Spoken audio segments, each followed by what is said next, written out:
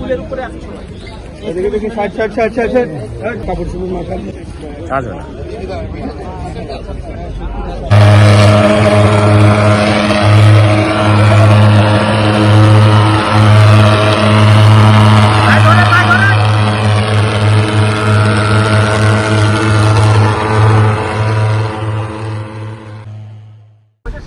আমাদের এই বরহা আর নদী পরিষ্কার জন্য ডেঙ্গুর হাত থেকে মানুষকে রক্ষার জন্য আমাদের মাননীয় প্রধানমন্ত্রী সারা দেশে আজকে থেকে প্রত্যেক শনিবারেই পরিচ্ছন্ন তার যে অভিযান শুরু করেছেন সেই হিসেবে বরহা নদী এটা অনেক প্রাচীন নদী।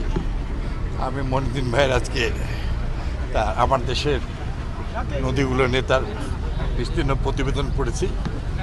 আমাদের সরকারের দায়িত্ব আমাদের নেতা শহীদ জিয়াউর রহমান খাল খননের মধ্য দিয়ে বাংলাদেশের হচ্ছে মৎস্যচাষ এবং জমিতে সেচ সুবিধা এবং প্রাকৃতিক বৈচিত্র্য ফিরার জন্য যে কর্মসূচি গ্রহণ করেছিলেন আমরা এটাও গ্রহণ করেছি।